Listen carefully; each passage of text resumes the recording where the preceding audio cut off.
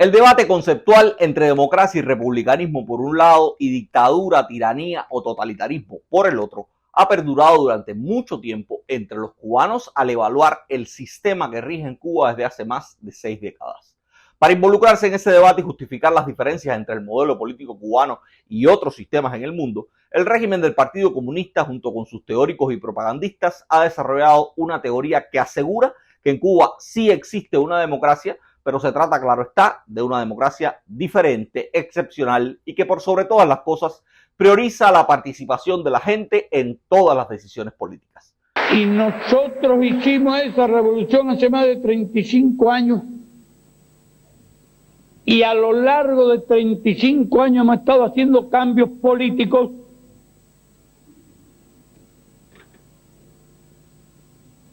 y no en busca de una democracia formal, enajenante, divisora de los pueblos, fragmentadora de los pueblos, no de una democracia que realmente una a los pueblos y visualice lo más importante y esencial, que es la constante participación del pueblo en la política y la constante participación del pueblo en las cuestiones fundamentales de su vida. El discurso de la burocracia cubana desde los primeros días del castrismo ha relegado la importancia de la representación. Es decir, ha considerado menos importante la participación política a través de representantes electos, como ocurre en muchas partes del mundo. Para justificar las notables diferencias del sistema electoral cubano, los ideólogos han apelado a conceptos como gobierno colectivo, poder popular y a frases como la participación continua del pueblo en la toma de decisiones políticas es un principio básico en el funcionamiento del modelo socialista de democracia. Pero muchos de los que hemos nacido y vivido en Cuba somos conscientes de que todo eso es poco menos que un lema. Una construcción propagandística diseñada para tratar de justificar la persistencia durante más de 6 décadas de un modelo político excluyente. Un modelo donde la gente no tiene capacidad ni siquiera para decidir el día y la forma en que recibirán el servicio de agua, mucho menos para participar en el juego político donde unos pocos son los dueños exclusivos del bate, la pelota y los uniformes.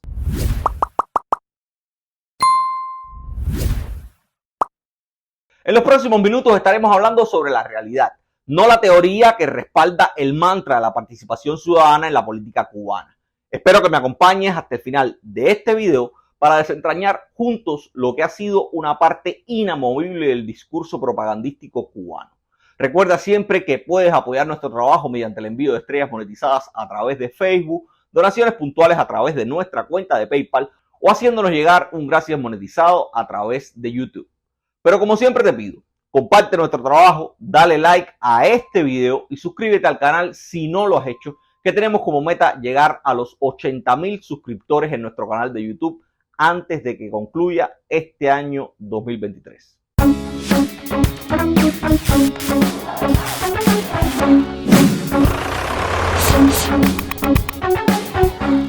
El discurso que utiliza la participación popular como justificación de la singular democracia socialista cubana ha influido tanto que hay jóvenes cubanos que continúan repitiendo ese mantra de forma acrítica como si fuera completamente cierto o como si fueran completamente instrumentales o interesados.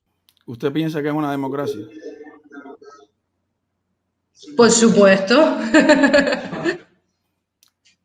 Bueno, como diríamos en la escuela, amplíe su respuesta. A ver, mira lo que tengo aquí, la Constitución de la República. Mire, obviamente ustedes tienen el conocimiento de lo que, del funcionamiento de la democracia burguesa. Nosotros, lo que llamamos democracia es la participación popular, obviamente, a través de las asambleas del poder popular. ¿Ese es el ejemplo que usted me pone de democracia en Cuba? Claro, ¿qué más usted quiere? ¿Que el pueblo es el que elige a su representante? O sea, de la asamblea municipal salen las personas que nosotros escogemos para que nos representen. Más allá de lo que pueda afirmar esta joven, que además asegura ser estudiante de Derecho, la verdad es que en Cuba no existe democracia real y tampoco una verdadera participación ciudadana. En el totalitarismo cubano, los espacios creados para simular la participación de la gente son completamente ineficaces y están bajo el control de quienes realmente toman las decisiones en Cuba, la burocracia del Partido Comunista y sus mecanismos de represión. Desde hace un tiempo en todo el mundo se está llevando a cabo un amplio debate sobre el papel de los partidos políticos como única expresión de la democracia. Aunque está demostrado que hasta hoy la democracia no ha podido sostenerse sin el pluripartidismo, también hay muchas personas que creen que los partidos políticos ya no satisfacen por completo las aspiraciones de la gente. Consideran que se necesitan formas diferentes en las que la gente pueda tener influencia en la política más allá de los partidos. Para abordar esta necesidad se han desarrollado principalmente lo que la politología y las ciencias sociales han denominado formas de democracia directa. Suiza, por ejemplo, ha sido y sigue siendo considerada por muchos como el país con el modelo a seguir en este sentido. Suiza sí es una democracia excepcional, diferente, y su sistema de gobierno sí se basa en el principio del consenso político y la participación de la ciudadanía a través de innumerables mecanismos de democracia directa. Por ejemplo, Suiza ha sido escenario de más de la mitad de las votaciones populares realizadas en todo el mundo.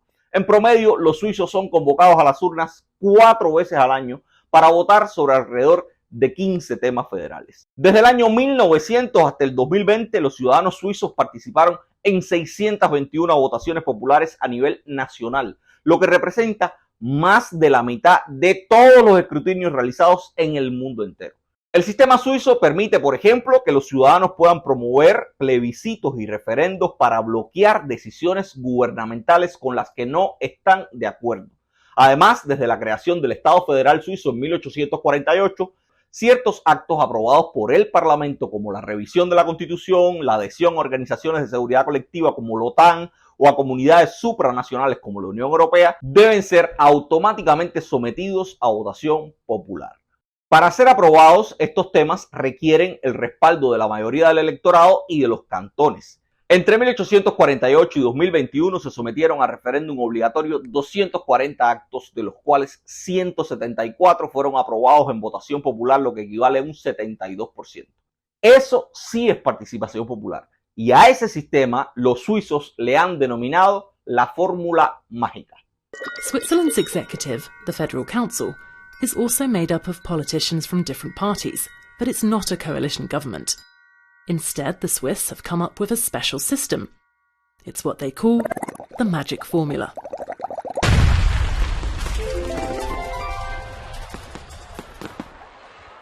The formula was first applied in 1959. It was a way of dividing the 7 seats of the Swiss government between the 4 largest parties. The idea is to reach decisions by consensus.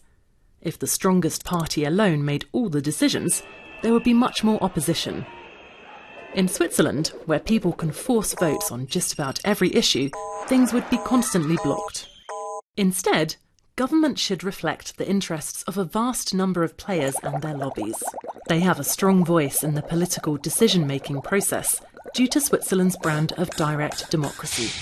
The magic formula was never set down in law, but was seen as an informal agreement among Switzerland's many parties. A diferencia de Suiza, y a pesar de lo que presume, el régimen cubano no cuenta con ninguna fórmula mágica de la que pudiera vanagloriarse, y menos una fórmula que pudiese exportar al mundo.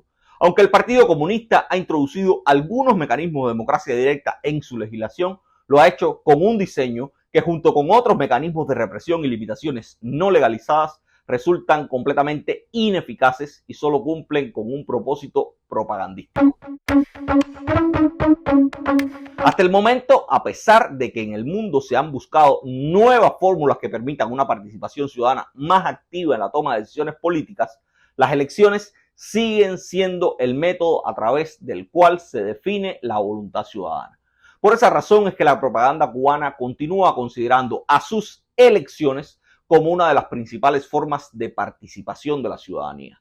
No obstante, lo cierto es que en Cuba pueden haber votaciones, pero desde hace más de 7 décadas no hay elecciones. En Cuba las personas tienen la oportunidad de votar, pero no de elegir. Además, a diferencia de Suiza, donde la gente acude a las urnas 4 veces al año para decidir sobre temas nacionales, las votaciones cubanas se limitan a 2 cada 5 años. Una vez para votar por los delegados de circunscripción, que desde 2019 tienen un mandato de 5 años, y otra para ratificar a los diputados de la Asamblea Nacional del Poder Popular. Se acabó. Aparte de las votaciones para seleccionar delegados y ratificar diputados, en los últimos 47 años los cubanos solo han acudido a las urnas en otras 3 ocasiones. 2 de ellas fueron para votar por las constituciones de 1976 y 2019. Y la otra fue para votar por el Código de las Familias en 2022. En términos cuantitativos, los cubanos participamos políticamente de manera mínima en comparación con los suizos. Y cuando somos convocados a las urnas, ya no es que no podamos, como no podemos, hacer campañas por otras opciones diferentes a las del Partido Comunista. Es que ni tan siquiera tenemos la capacidad de elegir representantes con reales poderes para influir o participar en las decisiones tomadas por el poder real. La separación entre Iglesia y Estado y los deberes de este último como garante. Usted ha hecho una amplia exposición en relación con el artículo. Nada más queda un solo párrafo. Queda un solo párrafo. Sí. Bueno. En Cuba, el poder real no responde a las lógicas de la representación, sino que surge de una lógica histórica en la que quienes lo detentan creen que deben mantenerlo eternamente y que para dejar de tenerlo deberán ser derrocados de la misma manera que llegaron al poder, por la fuerza. La expresión "si no te gusta, sube a la sierra" ha sido parte del discurso revolucionario durante las últimas décadas en Cuba. La orden de combate está a la calle los revolucionarios. Tienen que pasar por encima de nuestros cadáveres si quieren enfrentar a la revolución. Y estamos dispuestos a todo. Y estaremos en las calles combatiendo. Los Castro nunca tuvieron que enfrentar una elección popular para competir por sus cargos. Tampoco Díaz-Canel, un individuo sin historial ni carisma, tuvo que competir con absolutamente nadie. Según las palabras de Raúl Castro, su posición actual se debe a su capacidad de supervivencia, ya que fue el único sobreviviente de una generación de líderes que la burocracia partidista había seleccionado, preparado y purgado. Como intentamos hacer con cerca de una docena de jóvenes, la mayoría de los cuales llegaron al buró político, pero no logramos materializar su preparación.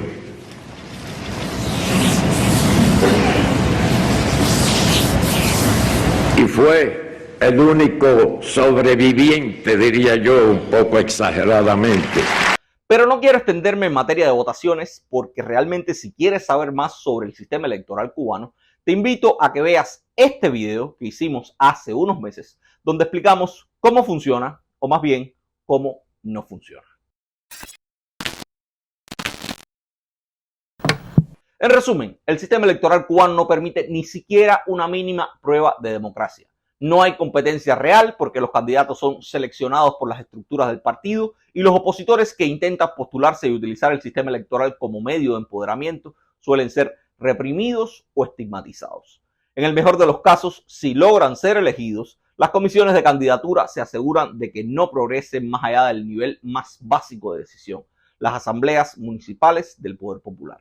Los delegados de circunscripción, que son los únicos funcionarios en cuya elección medianamente participa la ciudadanía de forma directa, no sin intromisiones de diferente tipo por parte de la seguridad del Estado, eso también hay que decirlo, pues los delegados tienen un poder limitado y actúan como simples receptores de quejas. Carecen de capacidad para gestionar o administrar recursos y al final del día son los funcionarios con menos influencia en el sistema cubano.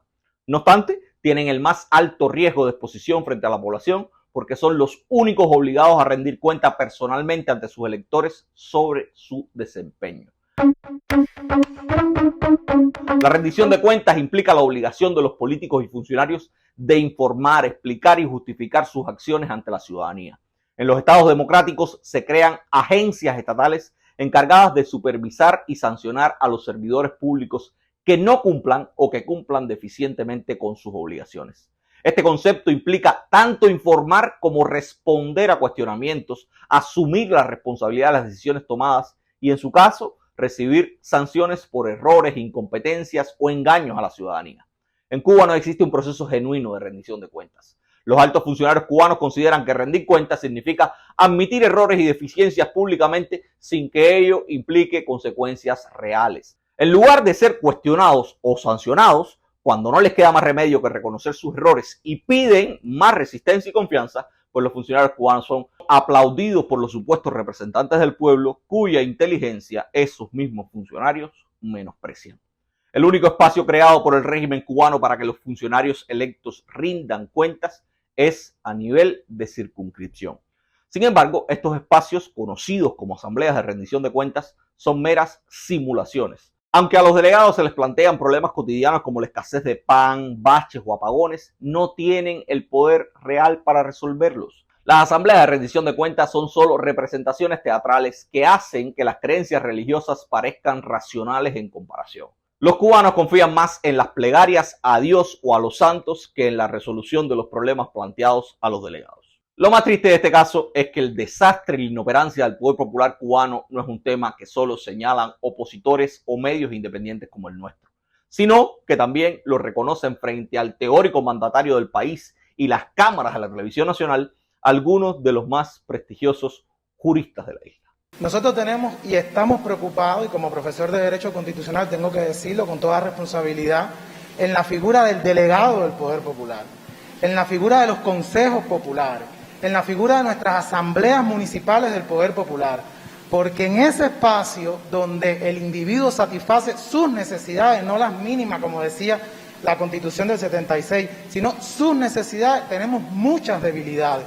No solo en las figuras administrativas como puede ser un intendente, sino ya en los propios cargos representativos. Nosotros tenemos debilidades y esa es la esencia de este sistema. Nuestros mecanismos de participación son formales, carecen de objetividad. Las rendiciones de cuentas, no estoy queriendo ser absoluto, hay lugares que a lo mejor funcionan mejor que en otros temas, pero nuestros mecanismos son mecanismos que están plagados de un formalismo, de una ritualidad, y que en la realidad no generan una plena participación. Lo que ellos reconocen como dificultades no es otra cosa que total intrascendencia. Lo que ellos mismos reconocen es que el cuento de Fidel Castro, una democracia diferente y marcada por la participación de la gente, no es más que otra mentira. La gente apenas participa y mucho menos confía en mecanismos que nada tienen que ofrecer, sino que más bien, y utilizando las mismas palabras del oficialismo, son meras puestas en escena cargadas de ritualidad y formalismo.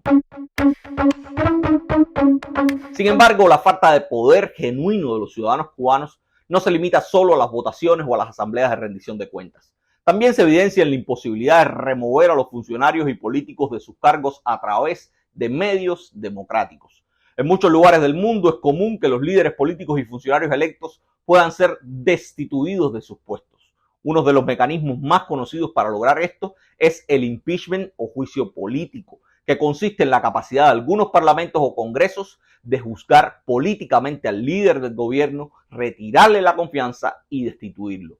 En Cuba, tal posibilidad democrática simplemente no existe. Teóricamente, la Asamblea Nacional del Poder Popular es quien tiene la posibilidad de revocar al presidente, pero en la práctica, cuando el presidente coincide con el líder del único partido que controla la asamblea y el país entero, una opción como esa es simplemente una fantasía. El impeachment es un mecanismo que se encuadra dentro de lo que los politólogos llaman accountability horizontal. En este caso, son los representantes del electorado reunidos en parlamentos quienes deciden sobre el destino de los políticos.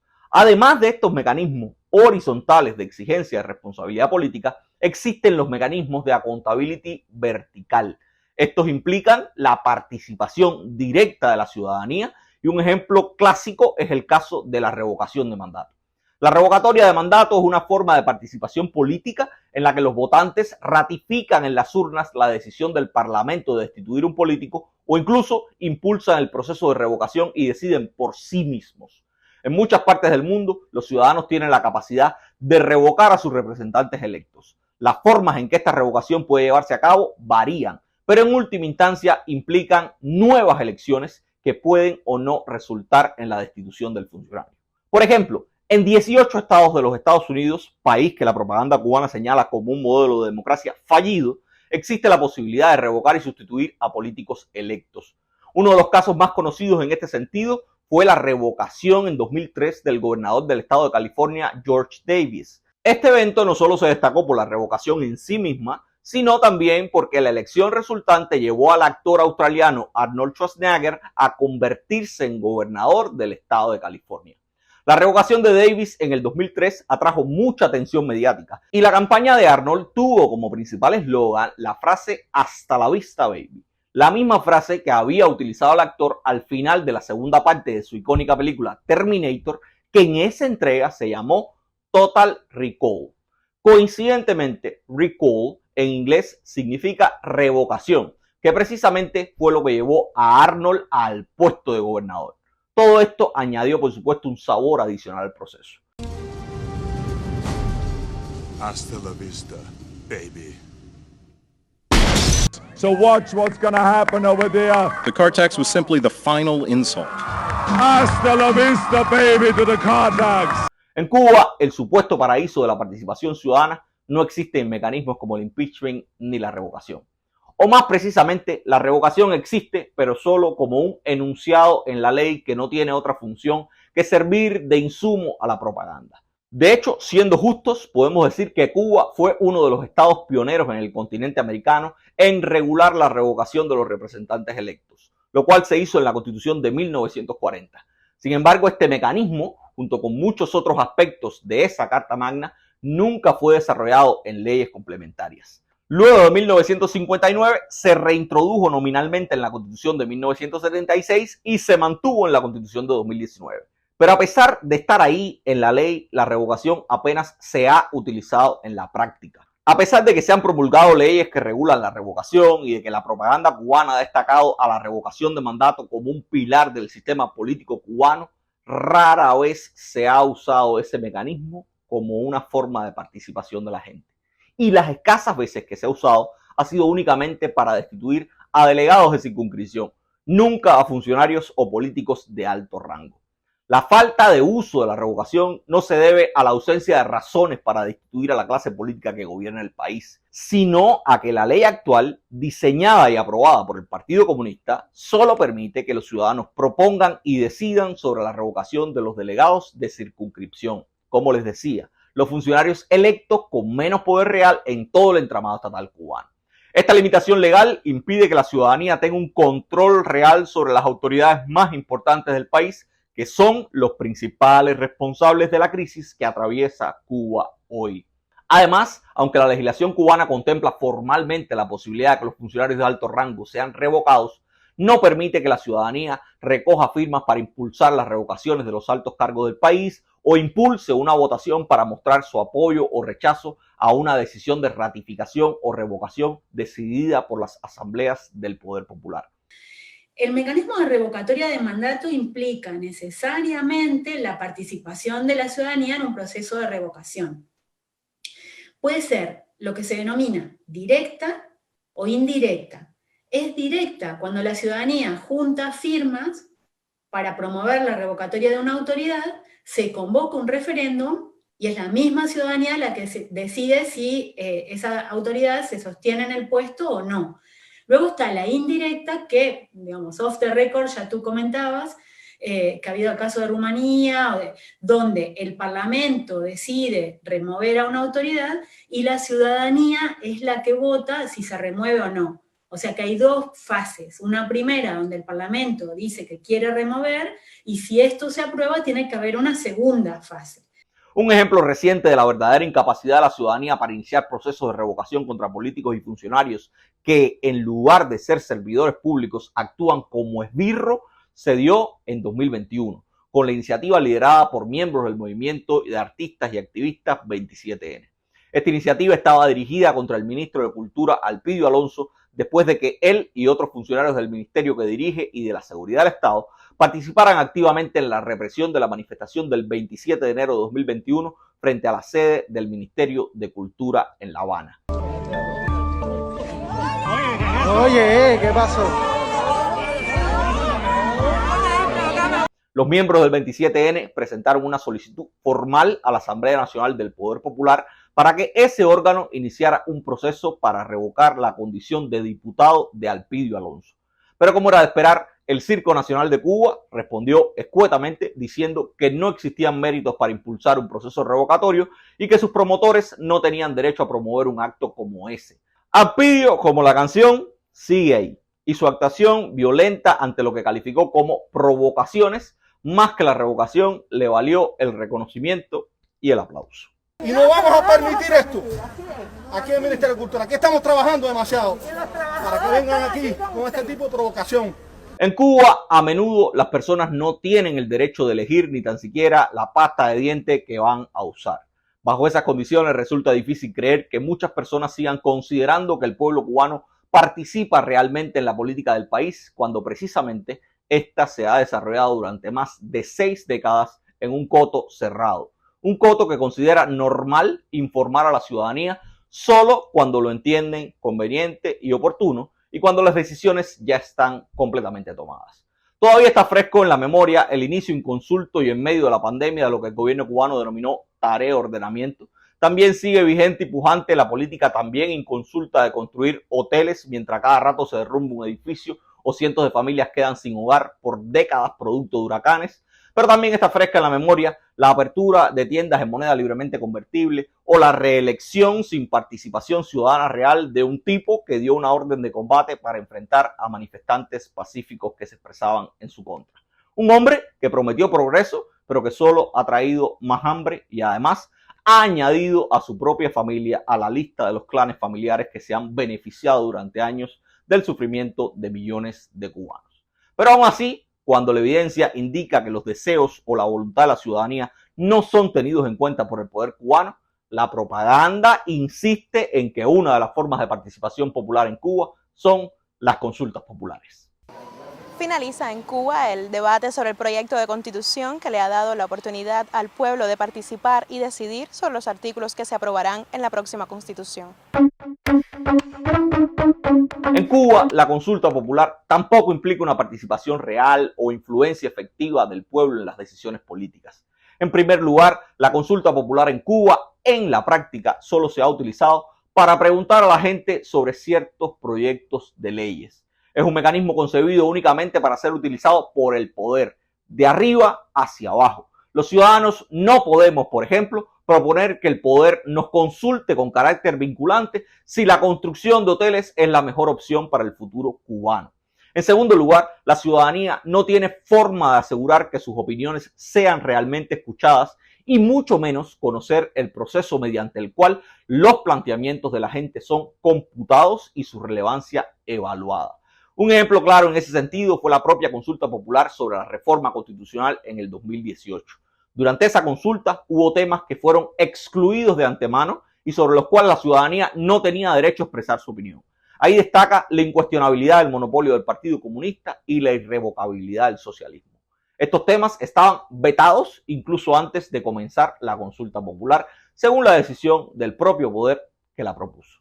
En segundo orden, la falta de mecanismos cuantitativos claros para determinar qué opiniones han tenido relevancia y cuáles no, impide que la ciudadanía pueda exigir algún cambio. Por ejemplo, como resultado de la consulta sobre la Constitución de 2019, más de 10.000 personas propusieron que deseaban votar directamente por el presidente del país. Pero sus opiniones no fueron tan valoradas como las 500 que dijeron que querían reintegrar la palabra comunismo al texto original. Relativo al presidente de la República, la elección del presidente. Hacen un total de unos 12.264 personas que pedían la elección directa por el pueblo. Estamos hablando de 12.000 opiniones. Tampoco es que la mayoría de la población esté pidiendo hoy el voto directo popular. Y esa es la respuesta que nosotros podemos hacer desde la comisión y por eso es que hemos mantenido el concepto de la elección de la manera en que estamos haciendo. Desde la Asamblea incorporamos aquí el comunismo, que solo en el socialismo y en el comunismo el ser humano alcanza su dignidad plena. Bueno, ¿cuántos plantearon eso? 575 propuestas. Pero si bien los cubanos no podemos participar en procesos políticos que no implican el voto de la gente, mucho menos tenemos cómo impulsar otros que sí implican acudir a las urnas. Los referendos y plebiscitos están reconocidos en la legislación cubana, pero igual que los otros mecanismos de democracia directa que hemos analizado, solo pueden ser convocados a instancias del poder. De acuerdo con la legislación cubana, solo la Asamblea Nacional del Poder Popular, que es lo mismo que el Partido Comunista, es el único órgano que puede convocar a plebiscitos o referéndums. Y a pesar de que el Partido Comunista controla todo el sistema electoral, históricamente ha evitado, como el diablo a la cruz, que los votantes cubanos se enfrenten a una boleta en la que puedan elegir entre dos opciones donde una pueda representar el rechazo de la gente a su modelo y a su monopolio. Por esa razón, en toda la historia de ese régimen que muchos siguen llamando revolución, los cubanos solo hemos tenido la posibilidad de participar en 3 referéndums y ningún plebiscito. Los referéndums han tenido que ver con la aprobación de las 2 constituciones, la de 1976 y la de 2019, y el Código de las Familias. En los referéndums constitucionales, el votante se enfrentaba a la posibilidad de decir no al socialismo y al Partido Comunista, y de hecho, el referéndum de 2019 demostró que hay al menos un 10% del padrón electoral cubano que no solo dijo no al modelo, sino que además demostró que existe y que no tiene espacio ni reconocimiento en la vida política del país. Por su parte, en el referéndum del Código de las Familias, aunque vinculado a temas socialmente más sensibles, la gente también votó negativamente para castigar a una burocracia que llamó a la gente a votar sí, porque votar sí por el Código era votar sí por la revolución.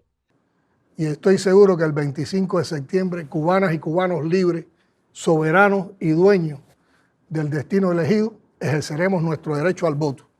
Votar sí, es decir sí por la unidad, por la revolución, por el socialismo, y es decir sí por Cuba.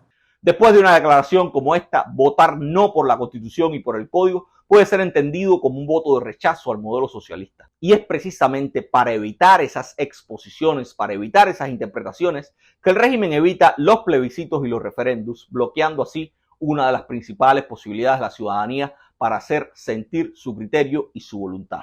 Incluso utilizando los números oficiales, que son los únicos disponibles, los datos de los últimos referéndums han dejado expuesto a un sistema que sigue hablando como si estuviera en los 70 de la unión entre dirección y pueblo y de apoyo inmensamente mayoritario de la ciudadanía a la forma de desarrollo propuesta por ellos. Ante la falta de mecanismos reales de participación, uno de los argumentos que siempre ha usado la propaganda para legitimar al sistema han sido los altos números de asistencia a las urnas.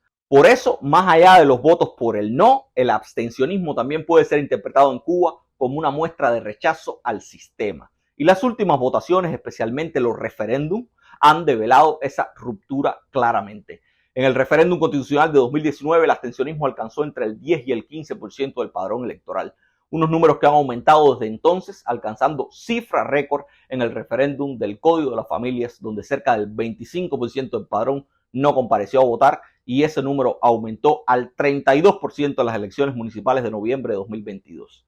Insisto en estos números porque a pesar de que son mucho menores que los de muchas democracias establecidas donde el voto no es obligatorio, en el caso cubano, donde el abstencionismo es motivo suficiente para ser etiquetado, donde se desarrollan mecanismos de combinación extraoficiales como el acarreo, pues en esos sistemas donde ocurren estas cosas, los niveles de abstencionismo son demostrativos no solo de que la gente ha dejado de creer en un sistema fallido, sino que además están dispuestas a asumir las posibles consecuencias de expresarlo públicamente. Les comparto estos datos principalmente porque junto con los demás aspectos que he mencionado demuestran que el régimen del Partido Comunista en Cuba impide y obstaculiza la participación efectiva de la ciudadanía en la política del país. La única forma de participación que tolera el régimen del Partido Comunista es aquella que se expresa a través de la obediencia ciega a sus directrices. Recuerda que puedes apoyar nuestro trabajo mediante el envío de estrellas monetizadas a través de Facebook si nos ves por ahí, o también puedes enviarnos donaciones puntuales a través de nuestra cuenta de PayPal o quizás un gracias monetizado a través de YouTube. Pero por sobre todas las cosas, dale like al video y compártelo para que otros puedan conocer lo que hacemos y poder cumplir con la meta que nos hemos propuesto de llegar a los 80,000 suscriptores en nuestro canal de YouTube antes de que concluya este 2023. Nos vemos en la próxima entrega.